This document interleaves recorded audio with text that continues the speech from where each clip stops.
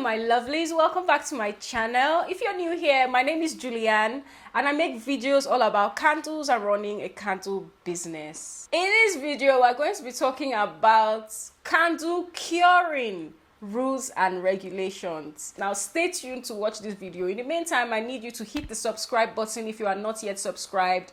Interact with this video, leave a comment, say hello, let's know who you are, when did you join my channel, how did you find me, how long have you been subscribed, do you like my videos so far? Let me know you in the comment section. I want to know who is subscribed to me. You guys, let's get to know us. I mean, we can't just sit there watching me. I want to have a personal relationship with you as well. So let me know in the comment section where you are commenting from, where you are watching from, who you are. Are you a candle maker? Are you about to venture into candle making, or did you just randomly find my channel? Let me know in the comment section and let's get straight into this video.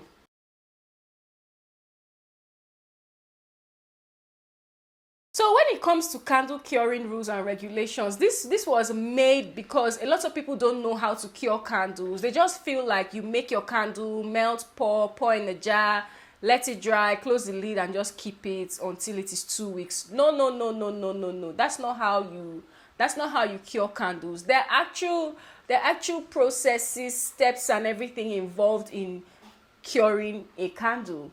So let's look at them. First is, do not cure candles on solid surfaces, okay? The reason for this is because some solid surfaces can actually retain heat or pull away heat. What you want to do instead is use a cooling rack. Now, this is what a cooling rack looks like. This is what you want to use to cure your candles. Let them sit on this cooling rack. This is because you don't want to cool them faster than they should and you don't want to retain heat, okay? So get yourself a cooling rack. Next is to cool your candles at room temperatures. It is very important. I have a thermometer that I use when I want to cool my candles. I have where I cool my candles, a separate place for curing my candles. So what you want to do is make sure that it is being cooled at the room temperature, not hot, not extremely hot and not extremely cold, okay, to have the best possible outcome ever, so that you don't have wet spots on one corner, you have cracking on the other side, you have your fragrance sipping on top. Make sure that you are cooling your candles at room temperature. And then finally, this is like 2 in 1. You want to cool your candles 4 to 5 inches apart with a lid over it. You don't want dust to get in your candles because you are curing your candles, okay? I heard some people say you have to open your jar so that it cures well, the fragrance. Nah. Close your candles to avoid dust. Use a dust cover if your jars don't come with lids.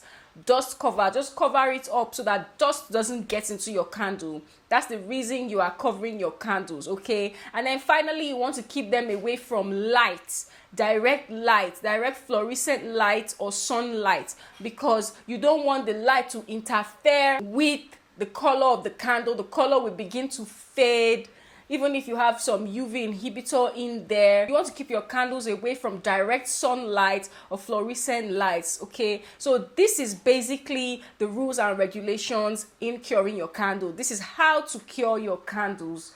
So if you are following this, then you are good, you are on the right track. If this video helped you, let me know in the comment section. If you are not subscribed, what are you even doing? Hit the subscribe button and I'll see you in my next video where I talk about candle burning rules and regulations. Until then, stay blessed, stay safe, bye.